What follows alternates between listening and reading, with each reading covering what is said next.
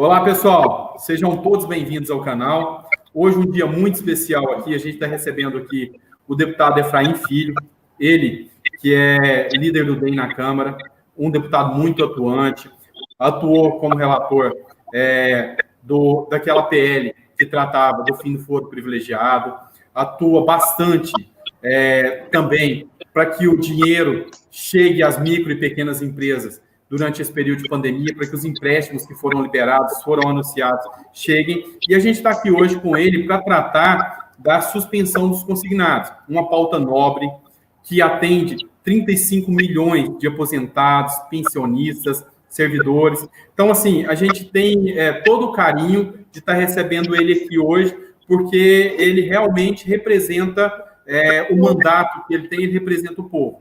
Então, Efraim, o canal é seu. Seja muito bem-vindo ao nosso canal.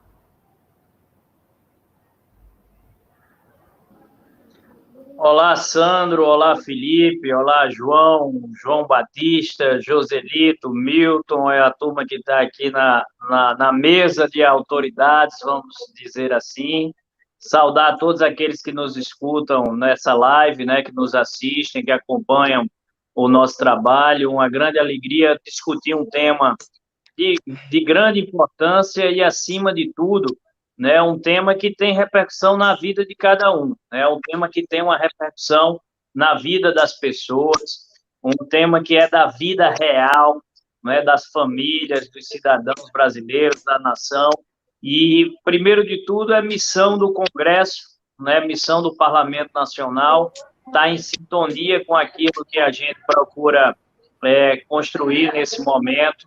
É missão a gente estar com vocês naquilo que a gente procura, né, fazer, discutir, votar, os temas importantíssimos que são acompanhados pela população. E esse tema que diz respeito ao consignado, logicamente, como você antecipou, Sandro, também será tema a questão da margem, né, do consignado, são temas da vida real, como há pouco, né, eu tive a oportunidade de ser, né, o autor da proposta, no caso, o relator, sobre a questão do acesso ao crédito às micro e pequenas empresas, né, as empresas também estão passando sufoco, né, cada um de vocês sabe a dificuldade que é no banco conseguir, e nós trabalhamos muito, arduamente, para encontrar um caminho, encontrar uma solução. E quem viu as últimas notícias aí dessa semana,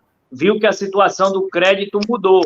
Agora não é que está sendo negativado, né? Que está tendo a negativa, ao contrário. Agora a demanda foi tão grande que a oferta não deu conta. E nós conseguimos reverter esse cenário. Tem um problema bom, né, para a equipe econômica, que é que até que, enfim, o crédito chega na ponta, precisa, na verdade, melhorar o aporte. Por que eu comecei fazendo um pouco essa explanação sobre a situação do crédito? Para dizer que não existe tema impossível, que não existe tema que não tenha caminho e nem se encontre solução, tá certo? Então, o tema do acesso ao crédito das empresas começa a destravar. É lógico que havia uma demanda reprimida muito grande, foram 10 bilhões de reais que rodaram só essa semana, né, via Caixa Econômica, Banco do Brasil e Itaú, foram os 3 primeiros a rodar. Outros temas virão, mas crédito não é o tema dessa live. O tema dessa live é o consignado. E convidado aí por vocês, Joselito foi especialmente quem me fez o encaminhamento, devido a parcerias que a gente já construiu no âmbito dos oficiais de justiça, né? Eu sou muito próximo desse setor do servidor público, do serviço público, de valorizar, né, essa categoria que bota a mão ali na massa para poder levar a máquina administrativa desse país para frente. E o tema da vez é o projeto de lei dos consignados. Esse tema já vem do Senado, né? Então ele já vem com um viés, né, de análise, de debate, de aceitação, e nós temos 2 grandes tarefas, né, na Câmara dos Deputados. A primeira tarefa ela é regimental, é conseguir fazer com que o projeto de lei chegue, né, à mesa da Câmara dos Deputados, seja pautado, e o segundo é, ao ser votado, que seja aprovado, porque ali está a casa do povo brasileiro em todas as suas, em todos os seus segmentos, né? Você ali tem quem ganhou a eleição, do lado que ganhou, você tem ali representantes dos partidos que perderam a eleição, essa é a beleza da democracia, né? O parlamento, ela é a casa onde todas as matizes ideológicas estão representadas, então ali tem parte dos que venceram, tem a parte dos que perderam, que a gente discutindo encontre soluções, que é essa a nossa principal missão. Eu acredito que é uma situação de justiça. Por que eu acho e acredito que a gente vai conseguir avançar com o tema dos consignados? Porque, primeiro, você tem que saber se o tema é justo, e ele é justo. Situação do aposentado, que hoje era para ser, né, talvez a fase para ele aproveitar a vida, entre aspas, né, de quem durante toda uma vida contribuiu na sua previdência, deu a sua parcela de contribuição para o crescimento e o desenvolvimento do país. Nessa fase da vida, em tese, né, na vida maravilhosa dos livros acadêmicos, era para ele estar tranquilo, vida feita, seus filhos criados, seus netos encaminhados, e ele poder usufruir desse momento. Só que a vida real é diferente. Os aposentados hoje acabam sendo, em muitas oportunidades, o arrimo da família, né? É eles quem sustentam a família com aquela sua aposentadoria, que muitas vezes teve perdas salariais durante os anos, teve defasagem, né? Perdeu, seja gratificações, sejam acréscimos que havia, e mesmo com esse valor que foi defasado durante o tempo, ainda é ele quem está sustentando a sua família, porque seus filhos, né, às vezes adultos, não encontram lugar no mercado de trabalho, seus netos ainda estudam, né? O perfil hoje do aposentado ainda tem muitos netos, não é só os filhos, não, os netos que moram com seus avós, né? E os avós é quem pagam muitas vezes as escolas, né, as universidades. Então há todo um drama social envolvido que não dá para a gente prestar atenção única e exclusivamente na letra fria da lei. Tem argumentos técnicos, nós os conhecemos, também não podemos escondê-los, né, que pela linha técnica fiscalista diz que haveria uma certa resistência ou obstáculos para essa lei ser aprovada. Mas quando é questão de justiça, o caminho a gente tem de buscar, o caminho a gente tem de encontrar. Entre a lei e a justiça, ficar com a justiça é sempre mais importante. Então, eu acho que na abertura é um pouco desse sentimento que a gente queria trazer. Eu quero deixar muito mais espaço, né, para as perguntas e as respostas. O tempo de todo mundo é curto hoje, né, muitos participantes. Então, eu fico à disposição aí para que a gente foque realmente nos pontos que mais interessam, consignados, margem, aumento da margem. Se alguém quiser tirar alguma dúvida sobre o crédito, né, para as empresas, pequenas empresas, a gente pode também ajudar aqui em tirar essa dúvida. E a experiência, né? Quem está vendo aí, a cara é de novo, mas eu costumo dizer que eu sou igual Uber, né? Cara de novo, mas a quilometragem é rodada, né? São 14 anos naquela casa, né? Eu estou com 41 anos hoje, então, liderando o Democratas é o partido que preside a Câmara dos Deputados, Democratas preside o Senado Federal, tem 2 ministros no governo, então tem uma parcela de responsabilidade muito grande em liderar essa bancada, e eu carrego isso realmente com a responsabilidade de poder estar aqui hoje com vocês, me colocar à disposição. Volto a dizer, na minha cabeça, pelo menos, pode surgir outras questões, são 2 grandes pilares desse debate, né? É o pilar do regimento, da tramitação disso, a questão de prazo, e a outra é o pilar do mérito, né, da proposta, quais as situações que podem chegar, fica à inteira disposição, e, claro, concluo essa rodada inicial saudando a todos aqueles que chegaram aí já a partir do início. Em nome do Joselito aqui, saúde especialmente meus amigos e conterrâneos paraibanos, né, que estão ao vivo conosco hoje. Vou iniciar, então, abrindo a palavra aqui para o Joselito, já que o senhor mencionou ele, né? O Joselito, que é o presidente do Sindojus. Ele, assim como o João Batista, representam a classe dos oficiais de justiça.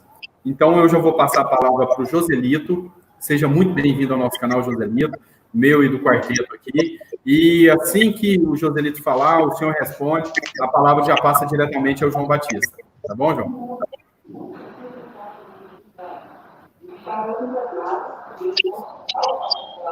O microfone do Joselito está desligado, Joselito.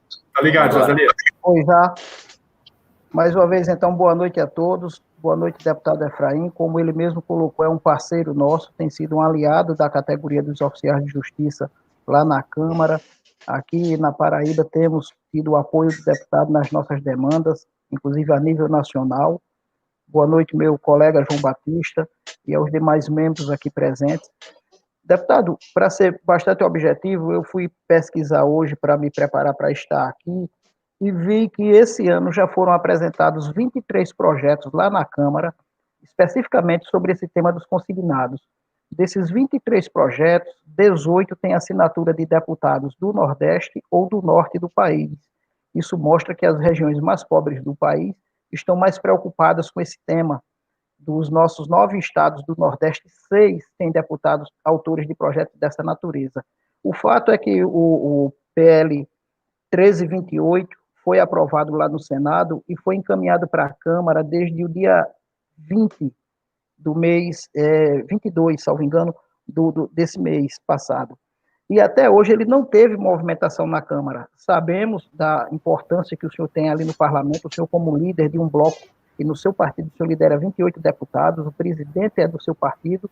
Então, eu lhe dado, deputado, de forma bem objetiva, o que é que o servidor público, que inclusive vem sendo demonizado pelo governo, dito que se botou uma granada no bolso do inimigo, que é preguiçoso, que é parasita, e não somos nada disso, somos nós que estamos botando a cara na rua nesse momento de pandemia, é o servidor público que está atendendo na saúde pública, é o oficial de justiça que está cumprindo mandados judiciais, inclusive com a mortalidade alta, já somos mais de 20 oficiais de justiça mortos em razão do Covid. E eu pergunto, deputado, o que é que nós, servidores públicos, o que é que os aposentados e pensionistas podem esperar do democrata e podem esperar do senhor, como líder de um partido tão importante dentro do parlamento?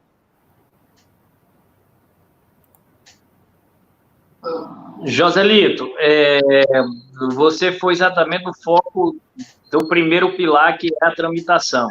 E eu acredito que é importante, né, você conseguir superar essa barreira do projeto andar.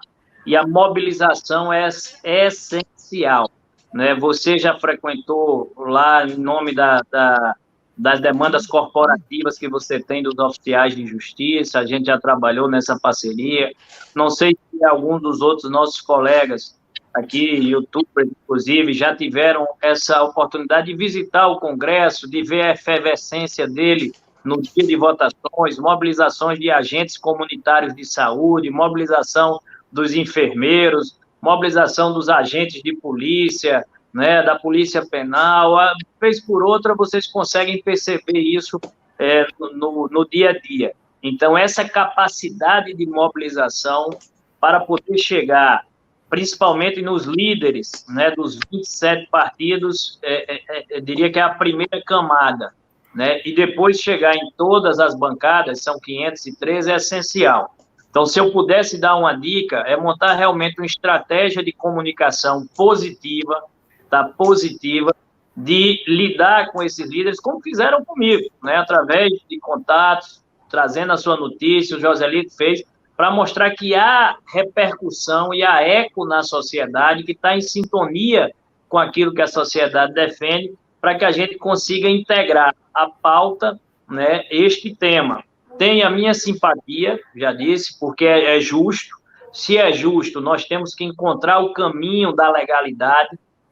A resistência que existe hoje, e é preciso, a minha franqueza é muito clara, existir um contrato. Como é que a gente suspende esse contrato que foi assinado entre as partes?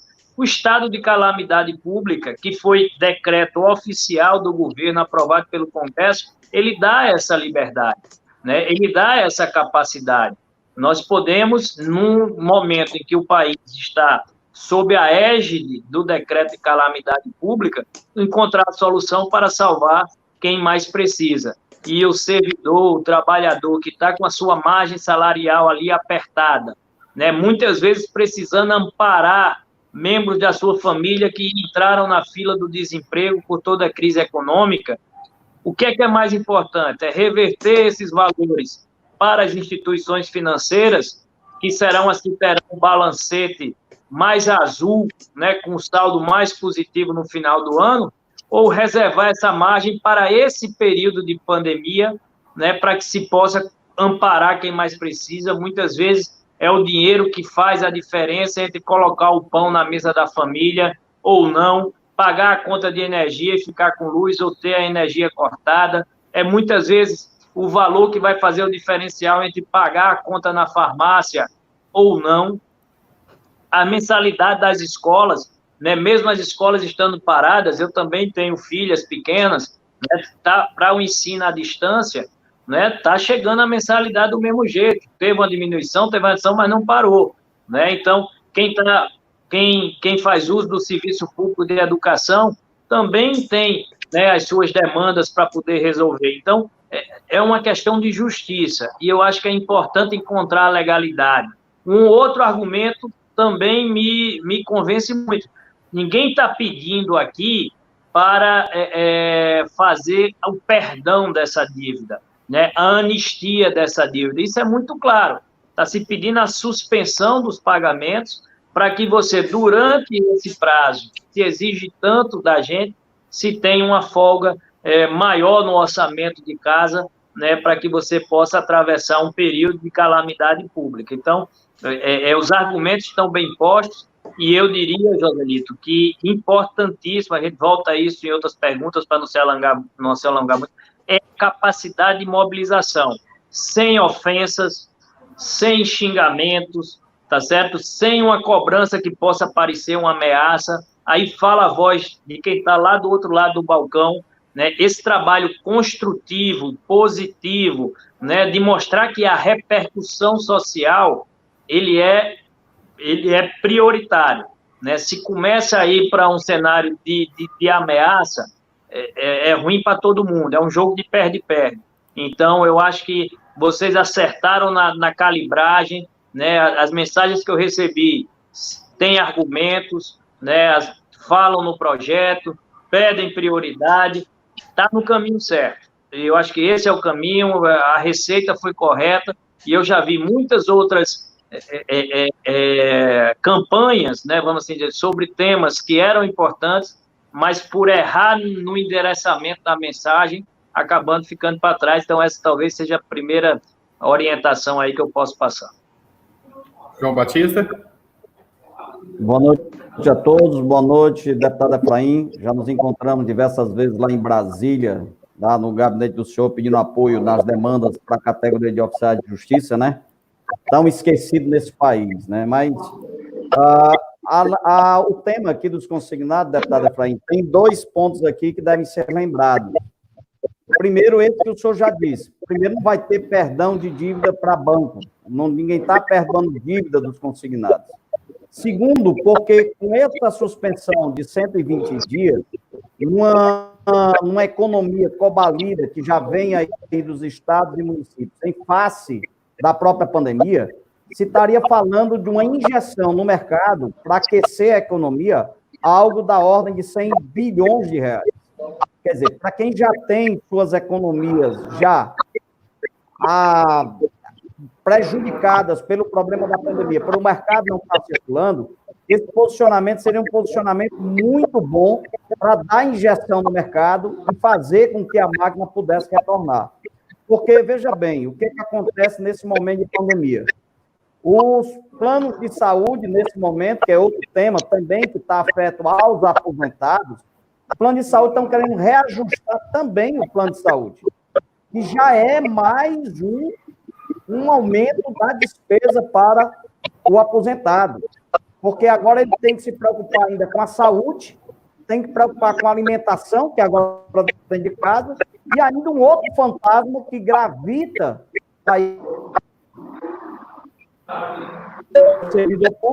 é o aumento dos planos de saúde. Nós já tivemos agora, com um projeto chamado Projeto Mansueto, congelamento até 2021 de todo o reajuste de plano de cargo, de todo o reajuste de aumento, até a reposição da inflação está congelada. O governo absolutamente vai ter nenhum prejuízo, porque essa matéria trata-se de matéria de direito privado, única e exclusivamente dos bancos. E uma coisa muito fácil de se convencer, deputada Efraim, que há 4 anos atrás, quando você fez o empréstimo consignado, a própria Selic estava 12,75. A Selic hoje está 2,25. Não se pode querer analisar que banco tem prejuízo. Não vai ter efetivamente nenhum prejuízo. Você contratou o sistema inflacionário anterior, e a inflação era muito maior, onde você fazia um empréstimo consignado de juros de 2% lá no início do contrato, hoje, como a realidade do mercado é outra. Então, não há nenhum prejuízo por parte da classe do banco, porque, como o senhor mesmo disse, não é perdão, é apenas uma suspensão desses valores, e o povo brasileiro, os próprios prefeitos, os estados, estão necessitando de uma injeção financeira para fazer isso girar. O governo fala de novamente liberar a parcela do FGTS. Essa parcela do FGTS já não precisaria ser liberada, porque aprova o valor da suspensão do consignado por 120 dias. Então, feitas essas palavras, deputada Efraim, nós gostaríamos aqui de fazer 2 pedidos ao senhor. Primeiro, o efetivo compromisso que o senhor já fez, já deu aqui, no sentido de defesa disso, dos consignados, e o segundo compromisso é que se possa olhar também esse problema dos planos de saúde, que agora vão ser alterados todos.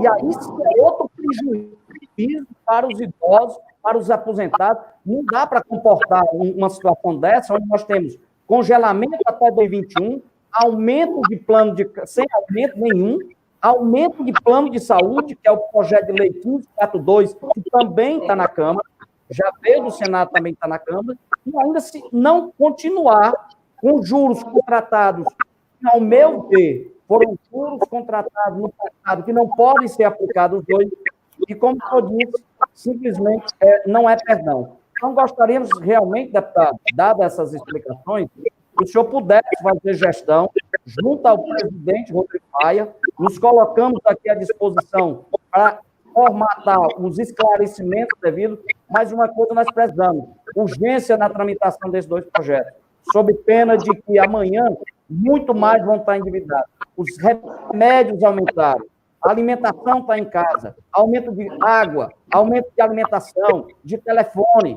Então, tudo isso está caindo na cabeça de quem mais deu contribuição para esse país, que são os aposentados e pensionistas. Então, eu gostaria realmente de fazer um pedido, na realidade não é nenhuma pergunta, é fazer o pedido ao senhor, para que pudesse a bancada do bem, e aí o senhor ver como é que seria essa reunião da bancada, que pudesse ter, e o nosso colega Joselito, aí da Paraíba, como o senhor bem disse, parceiro da categoria dos oficiais de justiça, pudéssemos amanhã trazer uma boa nova dessa discussão, um encaminhamento efetivo de uma solução rápida para o problema, porque é muita coisa só para o aposentado e pensionista levar isso. E aí precisamos, obviamente, do apoio do parlamento nesse sentido. Vamos lá.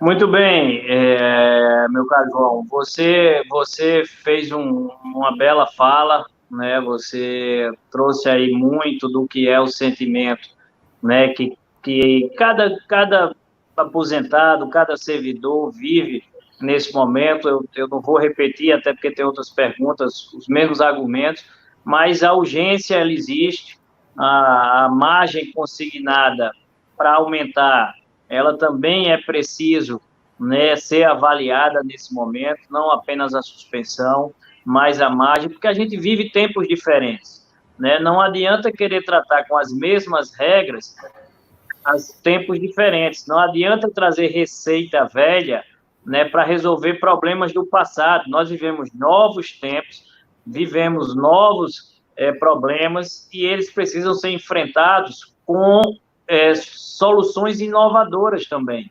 Então, a gente tem que encontrar um ponto de equilíbrio, né? Eu me lembro muito bem, no início da pandemia, os bancos, inclusive, chegaram a anunciar um gesto, né? E muitos deles cumpriram, tá? Não vou dizer que mentira, não.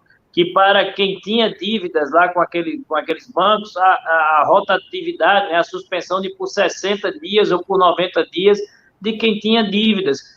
E será que o crédito consignado ele não se encaixaria também nessa mesma natureza jurídica? Se pode fazer esse rolamento da dívida, que na verdade a suspensão é isso, é rolar essa dívida, né, para outros modelos, por que não fazer também para elas? Então, tem minha sensibilidade, tem minha simpatia ao tema, tem meu compromisso. Uma andorinha só não faz verão. Eu também, por mais força que a gente tenha, capacidade de articulação, né, de liderar uma bancada, o parlamento são 513. Então, o que vai fazer a diferença são movimentos como esse, né, que de forma repetida, eu sei que tem também outras entidades, né, que estão promovendo reuniões, debates. Essa pluralidade, essa diversidade, ela é bem-vinda, tá certo? Desde que seja na estratégia correta, para que a gente consiga formar esse caldo cultural, né, a favor do projeto. Não é do dia para a noite, tá? Assim, então, assim, isso precisa ir amadurecendo, entrar em pauta, essa mobilização. Então, eu acho que a gente vai ter toda uma semana aí pela frente, a próxima semana, de amadurecimento desse tema, para poder sonhar com ele e a pauta, para que a gente possa ser vencedor. Deputado, muito obrigado. Eu queria passar agora a palavra para um dos nossos parceiros aí, e ele vai entrar num outro assunto. Ele já tinha comentado aqui que ele ia falar sobre a questão da margem. João, você queria fazer uma pergunta sobre a margem? Fique à vontade, a palavra é sua. Muito obrigado, Sandro. Muito obrigado aí a todos os colegas, os nobres colegas que estão participando aí. E, com certeza, eu acho que uma grande pergunta que não tem como eu deixar de fazer, que está na cabeça de todas as pessoas aí que estão vendo e ouvindo, é que eles querem as duas coisas, eles precisam, não é que eles querem, eles realmente precisam, eles precisam da suspensão dos consignados e eles também precisam da margem. E a grande pergunta, eu acho que tramita na cabeça das pessoas se pode acontecer as duas coisas, se elas caminham juntas, se tem possibilidade de acontecer a margem dos 5% ser ampliada e tem possibilidade de acontecer ao mesmo tempo a suspensão do empréstimo consignado. Vou ser bem sucinta a minha fala, porque é a pergunta que eu ouço todo dia no meu canal, no meu grupo de WhatsApp, uma situação desesperadora que os aposentados e eles estão vivendo, e eu sei que eles me pedem isso. João, por favor, nos ajude para sair a margem, nos ajude para sair a suspensão, né? E eu quero ajudar eles da melhor forma que eu consigo e quero direcionar essa pergunta. Pode sim acontecer as duas coisas ao mesmo tempo. Muito bem, João. Com a capacidade de síntese e objetividade de endereçar a pergunta direta ao centro, dizer que é possível, no meu entender, agora não é automático.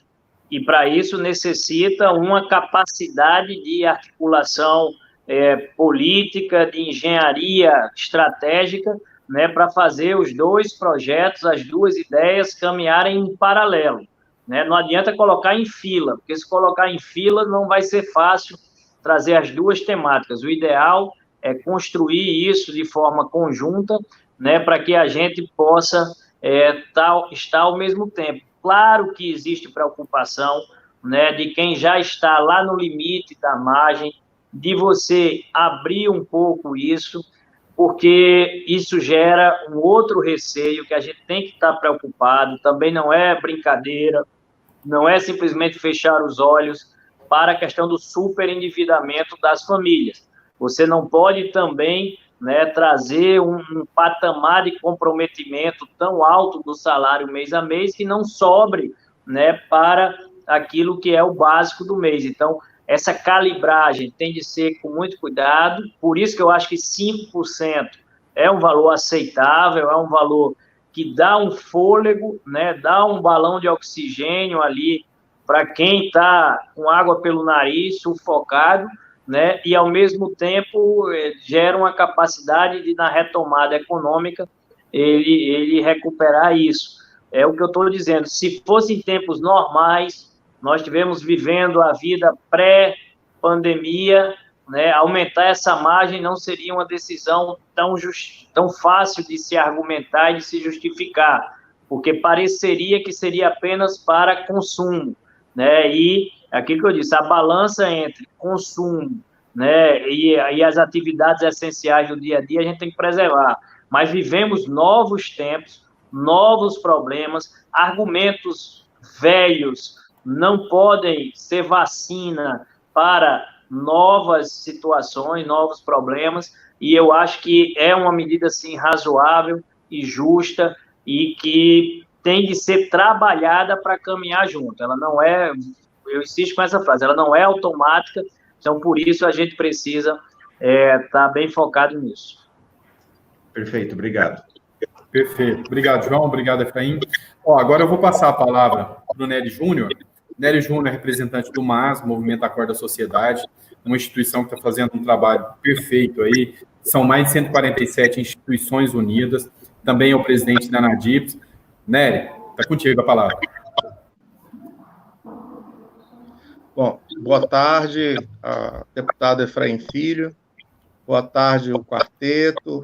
Cumprimentar a todos e agradecer pela oportunidade ao deputado Efraim de estar conosco para esse diálogo. O deputado Efraim Filho, ele é um homem de diálogo, não é à toa que ele está há 14 anos lá naquela casa. Eu tive a oportunidade de encontrá-lo algumas vezes, por ocasião da comissão especial que analisava a questão da PEC 333 de 2017, do foro privilegiado, da qual ele foi o relator.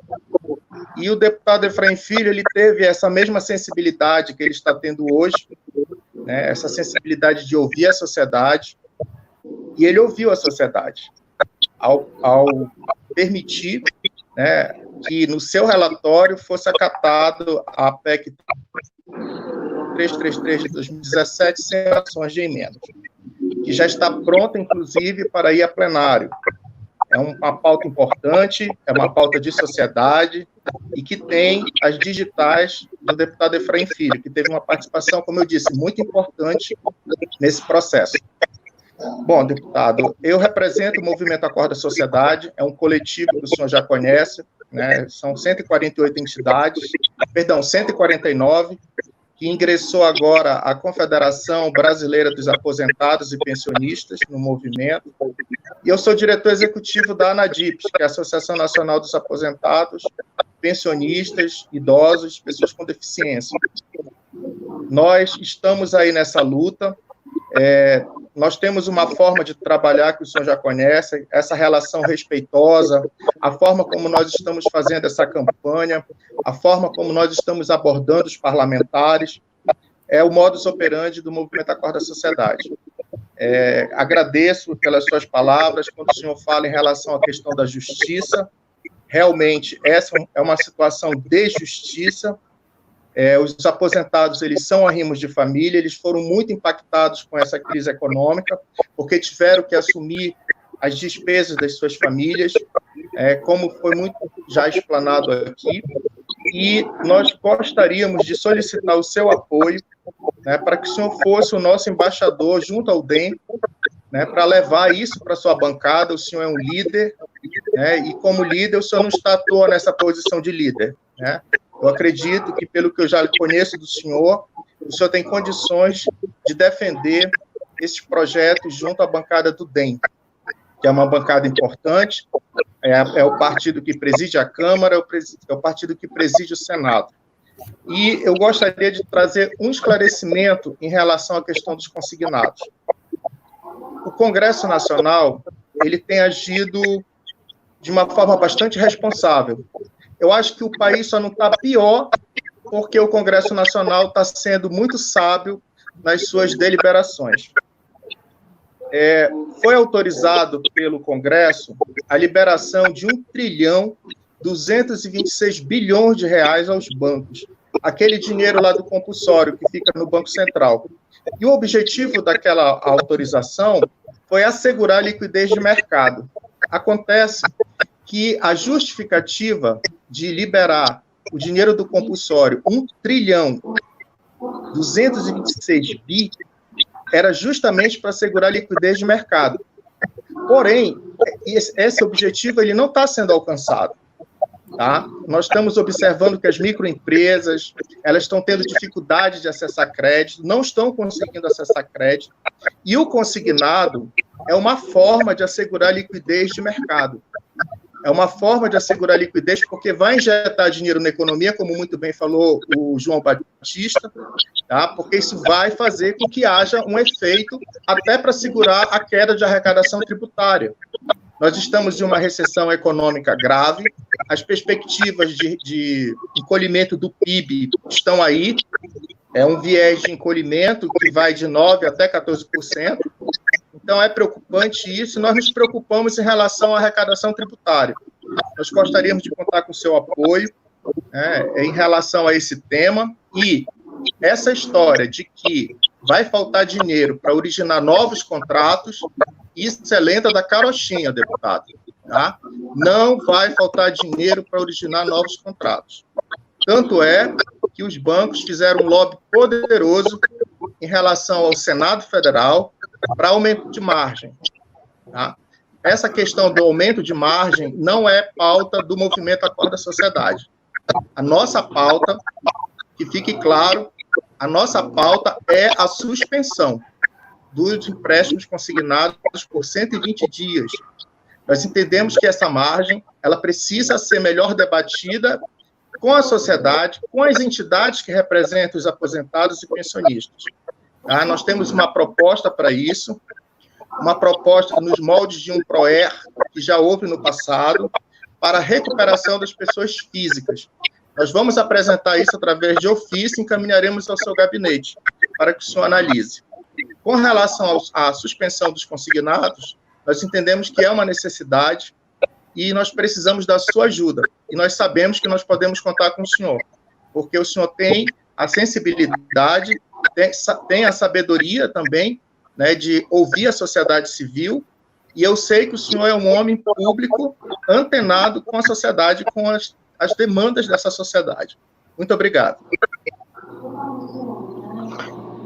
Perfeito, Nery. Eu agradeço primeiro o referencial positivo que você fez, com mais, né, o movimento Acorda Sociedade, a gente teve junto na relatoria do fim do foro privilegiado, né, conseguimos encontrar um texto conectado com a sociedade, e espero que no consignado também a gente siga nessa pauta. A gente tem procurado ter outras temáticas que são importantes. Ontem, né, na Câmara dos Deputados, quem teve a oportunidade de acompanhar a sessão e as notícias que vieram, teve um projeto que eu sou um dos autores, né, que é importantíssimo para a população de baixa renda. Não é o perfil dos servidores públicos, até porque eles não recebem o auxílio emergencial, mas no auxílio emergencial que foi concedido tinha um grande erro, um grande equívoco, na verdade uma lacuna. Não tinham decretado a empenhorabilidade do auxílio emergencial, e um projeto de nossa autoria fez com que, está lá, eu sou o autor do projeto, fosse empenhorável, porque o que estava acontecendo? O auxílio emergencial, que tem natureza alimentar, né, em tese é para chegar ao mais vulnerável, o desempregado, o beneficiário de programas sociais, Bolsa Família, BPC, o informal, que não estava podendo trabalhar, ele tem natureza alimentar, é para botar o pão na mesa da família. E aí o dinheiro caía na conta do banco, muitas vezes o banco retia o dinheiro para pagar alguma taxa, né, do passado que a conta tinha ficado, ou seja, e tirava o dinheiro, recebia pela metade ou faltando um pedaço. Às vezes tinha uma conta, né, da justiça sei lá, do cartão de crédito ou da linha de telefone que ele estava no Serasa, e aí vinha para bloquear esse dinheiro para pagar essa conta. Não, não é para isso, né? O auxílio emergencial, ele é para atravessar esse período crítico que muitas vezes não está podendo nem trabalhar. Então, ontem a Câmara aprovou esse projeto que é de minha autoria, né? Tem uma sensibilidade que casa com os argumentos que você trouxe, né? Dessa defesa da suspensão dos consignados, e mais uma vez conte conosco, as 149 entidades, né, que estão junto mais, tem um papel importantíssimo para fazer o convencimento dos parlamentares. E você, mais uma vez, tocou na tecla certa. Convencimento se faz com argumentos, não com ameaças, não com ofensas, e vocês têm acertado nesse tom. Obrigado, deputado. Muito obrigado, deputado. Obrigado, Neto. Eu queria agora passar a palavra para um conterrâneo de vocês, o nosso jornalista aqui, Milton Antunes, ele que faz parte aqui do quarteto, tem um canal aqui que trata muito bem essas pautas. Milton, a palavra é sua. Boa noite, deputado, boa noite a todos. Pessoal, eu ouvi a fala de todo mundo, achei muito importante cada pontuação que foi dada, cada ênfase, cada detalhe, mas o que me chama a atenção, deputado, e aí eu, como bom nordestino, né, como o senhor também, e o nosso querido Joselito, a gente sabe que o Nordeste hoje, né, ele tem o foco hoje, né, da maioria das famílias é em dar o apoio essencial aos seus filhos, netos, sobrinhos, que voltaram para casa diante aí do desemprego, de todas as consequências causadas pela pandemia. A gente já tem tratado nos nossos canais também que fome não espera, né? E eu queria que o senhor nos desse uma palavra, e eu estou sendo mais objetivo na parte técnica, já que o senhor, parlamentar, vivenciando isso há 14 anos, vai saber me responder muito bem. Hoje, o que nós precisamos para que a gente possa passar para essas pessoas, né, as mais vulneráveis, como já foi dito aqui, o que é que precisa para que a gente possa fazê-las entender o que, de fato, hoje deve ser pautado como urgência, já que estamos há quase 4 meses de pandemia, né, essas ações que o governo deve, né, ou deveria estar tomando, são as tidas de urgência, como já foi dito agora, referente ao auxílio emergencial, e, lógico, eu direciono isso, lógico, também a pauta da noite, que é a suspensão dos consignados. A gente sabe que essa suspensão vai devolver imediatamente, após a sua efetivação. Os valores são descontados, né, desses salários, e aí já uma reposição natural desses salários, né, 4 vezes aí o valor dessas parcelas, e só que a essência, né, da minha pergunta é a urgência. Então, o que está faltando para a gente realmente, o senhor como líder do DEM, né, presidente Rodrigo Maia, deputado do DEM também, o que está faltando de articulações para que a gente possa direcionar hoje a suspensão como urgência, diante de outras pautas que começam a entrar, a gente tem acompanhado, né, como, por exemplo, fake news, provavelmente semana que vem o assunto sobre tributação, diante agora da nossa urgência de suspensão. É que falta dessas articulações para que a gente entenda que a urgência agora é a fome. Milton, vamos lá. Você está certíssimo em fazer esse desenho aí da janela, que eu chamo, né, de oportunidade para a gente poder pautar o tema. A Câmara ela tem focado, basicamente, né, num tripé que nós entendemos que seja essencial para esse momento de pandemia. São temas ligados, primeiro, à saúde, segundo, à economia, e terceiro, a rede de proteção social do cidadão. São os temas que têm ganho prioridades. O tema do consignado, ele se enquadra nesse tripé, né? Seja pelo viés da economia, seja pelo viés, que eu considero, inclusive, mais forte, da rede de proteção social ao cidadão. É o caso do auxílio emergencial, né? Vis-à-vis, o consignado, ele tem nesse perfil, que é primeiro, deixar recurso livre, né, para ser investido. Falaram aí em 100 bilhões de reais. Eu não tenho essa conta, vocês é quem tem, eu estou partindo do princípio, né, dos valores que foram falados aqui. Para você ter uma ideia, no Corona Voucher, foram investidos 200 bilhões de reais em 5 meses. Para se ter uma dimensão disso, o Bolsa Família, né, que tanto se fala da importância como programa de transferência de renda, ele custa 40 bilhões de reais o ano todo, né, 40 bi o ano todo. O Corona Voucher, o auxílio emergencial, ele jogou 200 bi em 5 meses.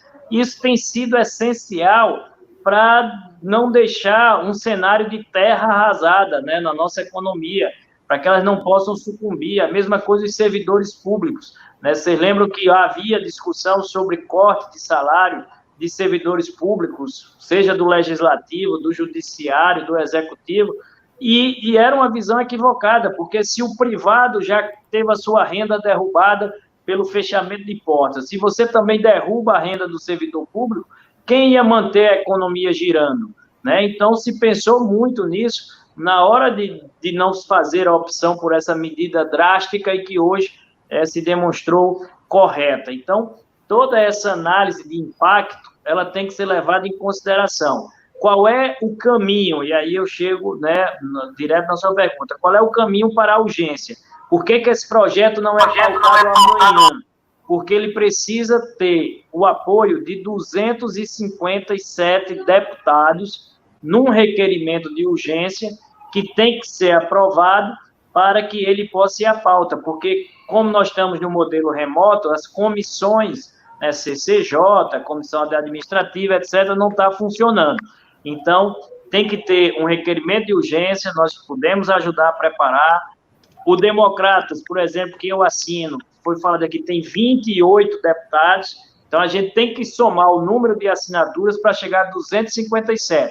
Aí ele vai à pauta. E na pauta ele vai ser votado e tem que ter maioria simples, né? A maioria dos presentes, tendo um mínimo de 257 votantes, como o modelo hoje é remoto, né? Pela biometria do celular, tem sido fácil atingir o quórum. Então, por isso que eu digo, se for para estabelecer uma estratégia, a primeira e mais importante delas é o diálogo com os líderes, o convencimento com os líderes, assim como fizeram comigo. São 27 partidos, são 27 líderes, né? A gente conseguiu o número que ultrapasse 257, que esses líderes representam, para ir à pauta. Os líderes são importantes para levar o tema à pauta. Depois dele ir à pauta, ou seja, depois dele ir para a mesa para votar, aí a gente precisa do voto dos 513. Mas os 27 líderes são essenciais de serem focados neste momento. Ok. Muito bom. Eu peço, Sandro, enquanto eu concluo essa resposta, você possa até fazer algum comentário. A minha bateria está acabando, faltam 3%. Enquanto você fala, eu vou só me deslocar para um outro cenário que é mais próximo, né, da tomada, para poder deixar ligado. Então, vou só desligar um pouquinho aqui a câmera, mas pode fazer, aproveita aí para fazer um comentário. Eu vou estar lhe ouvindo, fazer um comentário aí do que foi tratado até agora. Fique à vontade, deputado, a gente aguarda. Então, pessoal, o intuito de tudo que está acontecendo aqui é mostrar que existem, sim, pessoas que se preocupam, pessoas que pensam no aposentado, no pensionista. Todos esses guerreiros que estão aqui, nós, representantes do povo, parcela dos cidadãos, parcela do povo, representantes de entidades, o deputado que está aqui, ele está aqui por um propósito: ouvir vocês e falar o que realmente a gente ouve através dessa tela do celular, através dos canais, e trazer para ele aqui. E hoje eu digo, um dos maiores marcos que a gente conseguiu foi o apoio do deputado. Todo mundo sabe o quanto a gente lutou por isso. E enquanto eu estou falando muito, né, agora eu vou deixar, por último, mas não menos importante, eu vou passar minha palavra aqui para o nosso querido youtuber aí, o cara que começou com esse movimento pela margem, foi o Felipe Brito, foi o primeiro que começou esse movimento. Felipe, teça algumas palavras aí até o deputado chegar. Fique à vontade.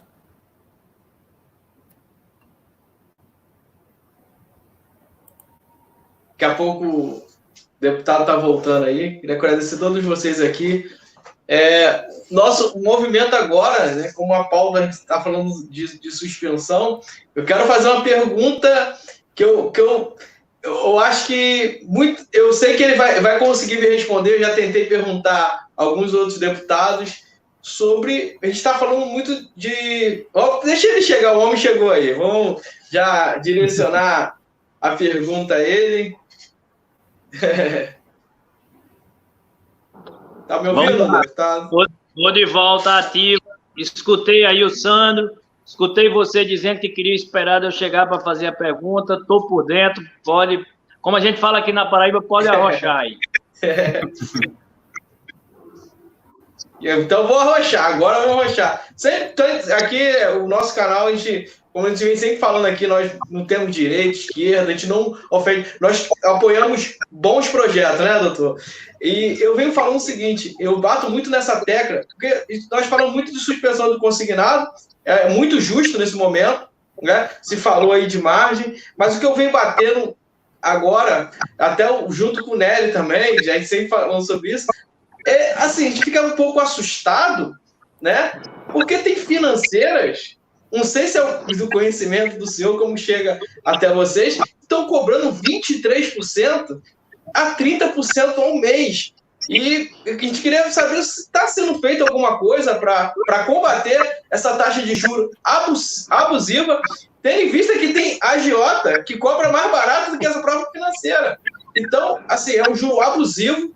Tem que falar, eu ficava me segurando para falar, mas a gente precisa estar falando, discutindo sobre isso. Precisamos, sim, salvar esses aposentados, pensionistas, servidores públicos. Não podemos... Às vezes eu tentava me calar, mas agora eu não vou me calar mais. Acho que eu tenho o apoio aí do meu amigo Nery. Ele falou, Felipe, estou com você, então estou abraçando junto com o Nery aí. Eu queria ver se tem, ainda mais nesse momento de pandemia, vamos frear essa taxa de juros abusiva, tendo em vista que realmente o consignado hoje, eu vejo que tem financeira que consegue cobrar até 18% ao ano, né? Tem uma taxa de juros muito reduzida, e hoje nós apoiamos, sim, né, a suspensão, mesmo tendo uma taxa baixa.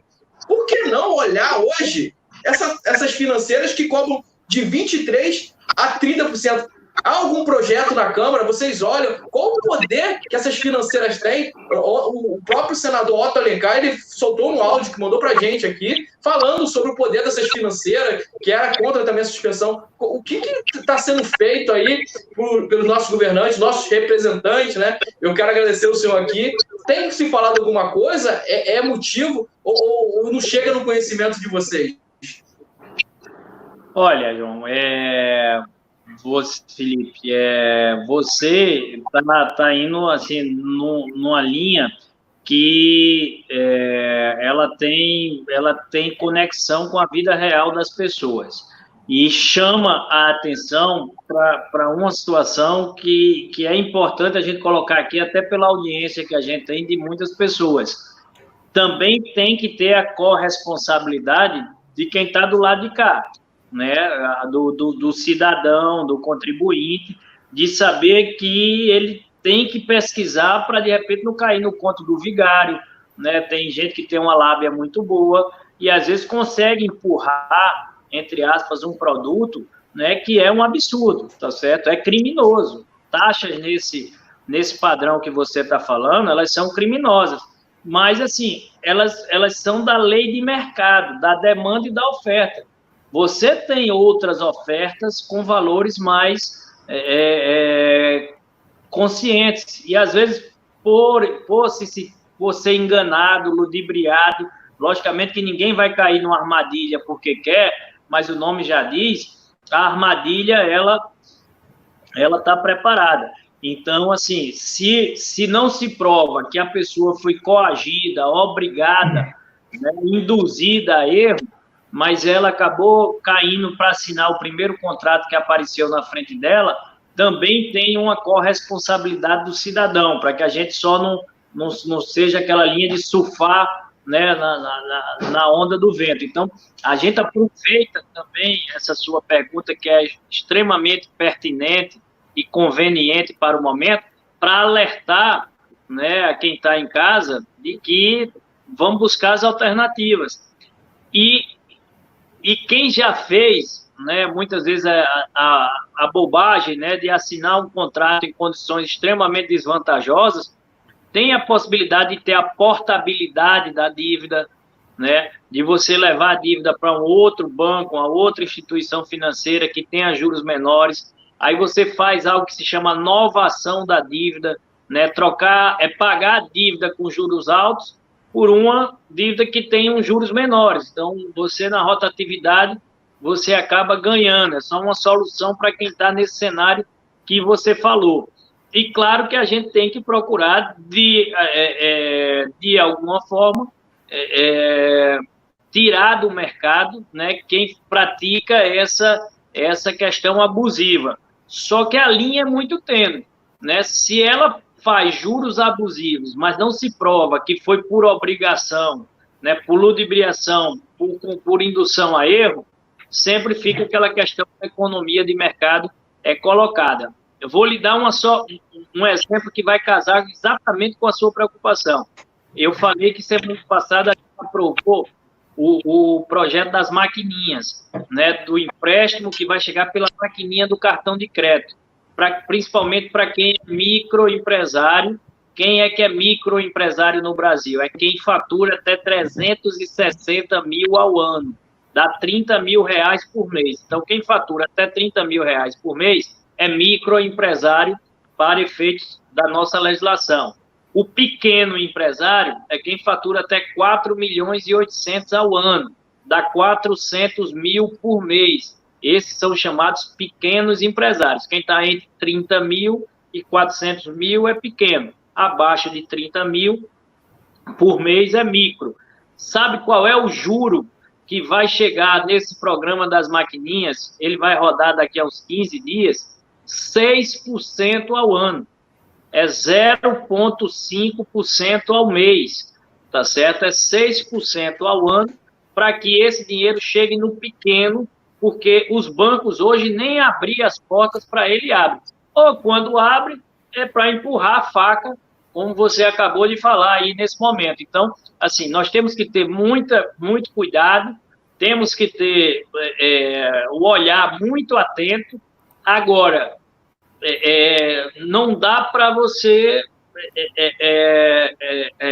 como é que diz, você fazer que era o ideal. Eu sei o que está na sua cabeça, é dizer, não, o cara que cobra esse juro abusivo, nós temos que cortar ele do mercado. Se provar que ele, né, enganou, mostrou um papel que a pessoa assinou sem ler, coisa desse tipo, isso é crime, tá? Não é que está certo ou errado, não. Isso é crime. Enganar é crime. Induzir a erro é crime. Ludibriar é crime. Agora, precisa ser provado, porque se o cidadão fez a opção de livre e espontânea vontade, que foi o primeiro que apareceu e ele assinou, aí tem todo o estudo a ser feito. Você está certíssimo, essas instituições hoje que jogam errado, elas fazem mal à sociedade, elas são um câncer para a sociedade, tá certo? Elas desvirtuam o mercado. Agora, é o jogo do cara que quer ser esperto demais. E a dificuldade hoje em tirar ele do mercado é porque precisa ser provado que ele agiu de má fé, né, que ele obrigou a pessoa a assinar um papel que ela desconhecia. Então, isso não é fácil de provar, por isso que até hoje tem essa briga. Só tem um ponto, né? Só para complementar, só para finalizar aqui, que não sei se é do conhecimento também. Hoje tem 30% para o aposentado, né, de empréstimo, e mais 5% para cartão. O que vem acontecendo? Além desses 30% mais 5% de cartão, ele vai na financeira e ainda pega mais 30%. Ele compromete 65%. E, pasmem, se ele atravessar a rua e for bater em outra financeira, ele vai pegar mais 30%. Então, acontece muito do aposentado, do pensionista, servidor público, está utilizando 90% da renda dele, 95% da renda, e ficando com 5% de salário. Então, temos que olhar assim, não olhar frio de se impor assim, é escolha dele. Muitas vezes não é escolha, muitas vezes é uma necessidade que ele quer comprar um remédio, e comprar comida. Então, ele escolhe, ou eu vou comprar comida, ou eu pego o empréstimo. Ele, muitas vezes, depois que a margem dele é tomada, ele não tem outra opção, ele não tem acesso a nenhum outro crédito, ele é explorado hoje por essas financeiras, né? E toda empresa, eu acho que teria que ter a responsabilidade social dela também. Eu acho que é um absurdo, não posso concordar, né? Que, ainda mais sendo uma classe do aposentado, né? Pensionista, de repente, cuidar mais e obrigar, realmente, a reduzir essa taxa de juros, porque eu não posso concordar que seria uma escolha, né? Quando a gente fala de necessidade. Então, eu acho que teria que ter a função social dessa empresa. Eu acho um juro abusivo, criminoso, é uma agiotagem legalizada. Mas eu acho que quem pode falar um pouquinho da função social também, acho que te explicou um pouco, foi o próprio doutor Sandro, que falou na outra live, se puder me ajudar aí nessa... Qual é a função social de uma financeira? Ela vir no mercado explorar o aposentado, o pensionista, servidor público. Deixa eu complementar aqui, então, já que você falou, Felipe. Deixa eu só aproveitar, Sandro, para entrar nesse ponto específico que o Felipe complementou, e aí ele trouxe essa abordagem nova, tá? De 2 ou 3 financeiras. Aí isso nem pode, tá certo? E isso é crime. Então, se uma financeira, porque ela ou o órgão, né, a qual o servidor é vinculado, ele tem o controle de qual é a margem que está indo em consignação. Então, se ele consegue fazer por 2 ou por 3 financeiras, tendo um esquema de fraude, né, um esquema fraudulento... Não, ele já desconta direto na conta corrente. O pagamento já cai com desconto, a financeira vai no banco que ele recebe o pagamento, já desconta da conta corrente. Então, não é da margem, não. É débito e conta.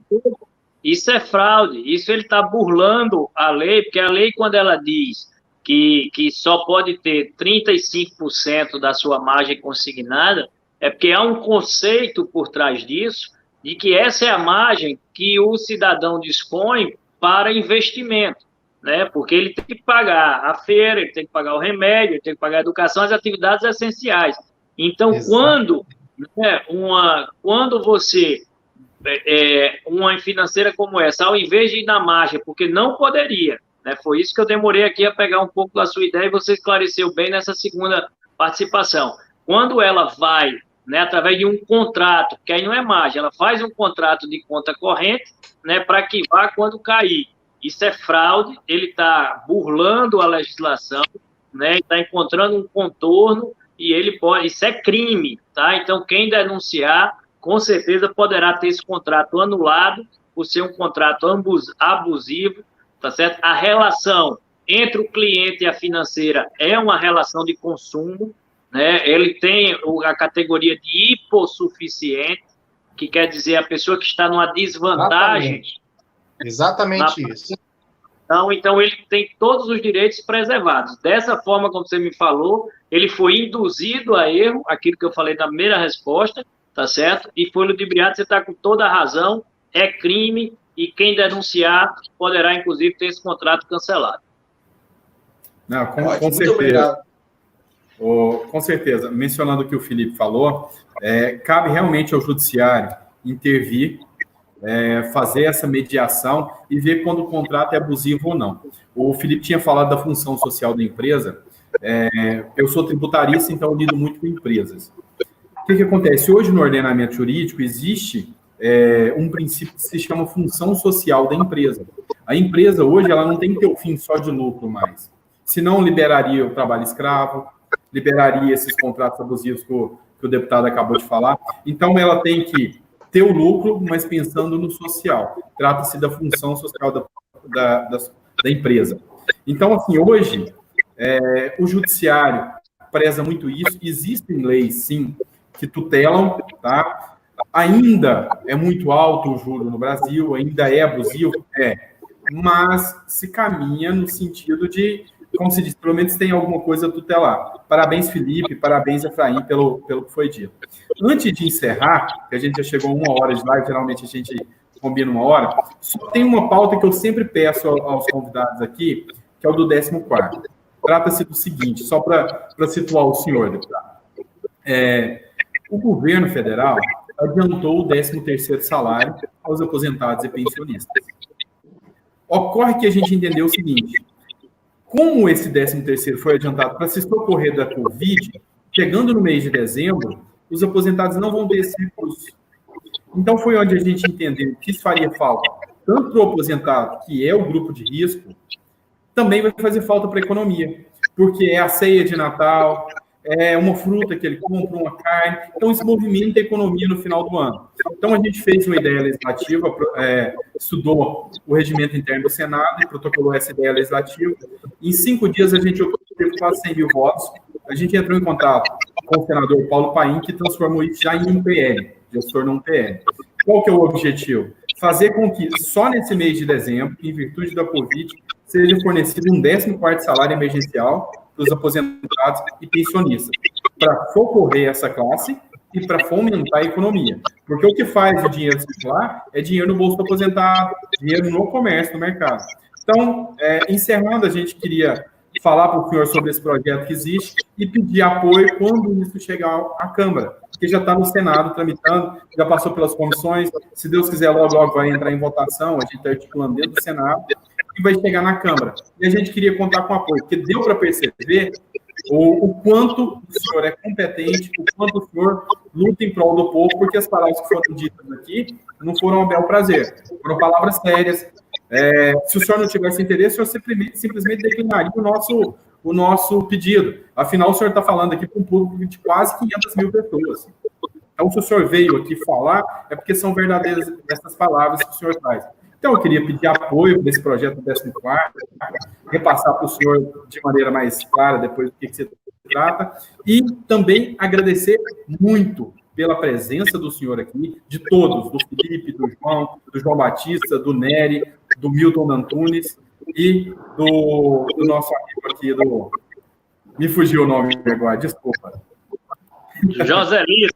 Do meu amigo Joselito, que abrilhantou ainda mais com a pergunta dele aqui no nosso canal. Então, assim, eu queria agradecer a todos, falar que foi muito bom, e a palavra final é do senhor, deputado. Muito obrigado por ter ouvido o povo aqui. Tá, tá bom, Sandro. Eu acho que nós fizemos um bom bate-papo, ao mesmo tempo foi informal, descontraído, né, mas com abordagens sérias, direto ao ponto. Quem ficou ligado aí pôde esclarecer muitas dúvidas, entender que tem 2 pilares, eu volto a insistir nisso, tem 2 caminhos essenciais para a gente prosseguir. Um é de forma e o outro é de mérito, ou seja, um é regimental, né, fazer o projeto chegar para ser votado exige energia, exige mobilização, né, exige estratégia, e o outro é quando chegar para ser votado, vencer. Né? Essa talvez eu acho que seja a parte mais fácil,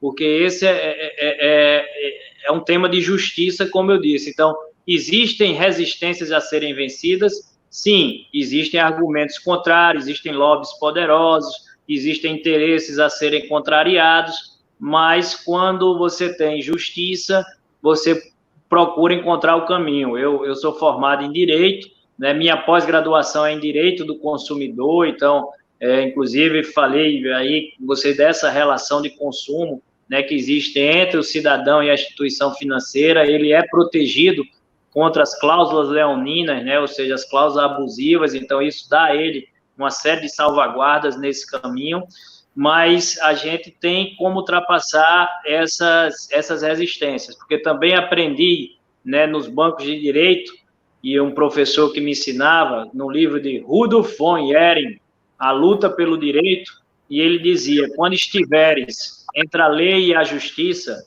escolha sempre a justiça. Né? Então, eu acho que se a lei, de alguma forma, ela gera resistências, se a justiça tomar atitudes como essa, né, o PL 1328, a questão da margem consignada, até que ponto é um equilíbrio, né, para que a gente possa avançar para dar um balão de oxigênio a quem está, né, em tempos de Covid, né, fazer essa metáfora, né, quem está precisando ali de um respirador, de um balão de oxigênio para fazer a travessia desse período mais crítico, né, eu acho que a gente pode chegar nisso, Agradeço aí ao meu tripé paraibano. Vocês falam tanto em quarteto aí, hoje a gente tem um quarteto paraibano, né? Então, o quarteto paraibano estava aqui, o João Batista, o Joselito, o Milton, né? O João da Financeira, o Felipe, o Nery e você, Sandro. Eu vi muitas mensagens aqui, tá? Hoje era impossível comentar, mas você colocou na tela aqui várias mensagens de gente dizendo que era de Campina Grande, da Paraíba, que estava nos escutando, além de várias outras coisas temáticas, né? A gente, claro, hoje é deputado federal pela Paraíba, mas luta pelo Brasil, tema do crédito com as empresas, reforma tributária que vai vir aí isso é tema para uma outra live, da gente conseguir um modelo mais justo, tá certo? E temas que virão. Então, foi um prazer, muito obrigado e sempre à disposição aí. Quem quiser seguir um pouco do nosso trabalho, né? Não sei se aí no chat deve ter rolado algum tipo de informação, mas se não, temos o nosso Efraim Filho, não é o nome daqueles mais comuns que você encontra em toda esquina, né? Então, escuta na sala de aula, você tem uns 2 ou 3 Efraim, mas em cada sala. Mas você é o contrário, você colocou Efraim com M de Maria, tá? Efraim é com M de Maria, Efraim Filho, seja no Facebook, seja no Instagram, seja no Twitter, não vai ter dificuldade em você encontrar lá não, e acompanha um pouco desse nosso trabalho e da nossa ação parlamentar. Um forte abraço e uma boa noite a todos. Abraço, obrigado, deputado. Fique com Deus, obrigado a todos vocês. Boa noite. Obrigado. Boa noite. Obrigado, deputado. Obrigado, Joselito, pela participação. Deputado Efraim, obrigado pela participação. Obrigado, Nery. Valeu, gente. Foi um prazer imenso. Mandar um abraço para o Antônio da Conacat, que estava acompanhando a live aqui com a gente. Antônio, Verdade. um abraço para você aí, que faz parte do MAS, um abraço para a gente, da gente tudo para você, de todos, viu? Abraço, gente, fica com Deus. Um abraço. Só para dizer, deputado Efraim, que o MAS deve preparar um documento para passar para o senhor para servir de subsídio na defesa lá dessa questão aí dos consignados, tá? Obrigado, um abraço, boa noite. Vamos embora. Cabeça erguida e pulso firme, sempre para frente e rumo à vitória. Valeu. Amém.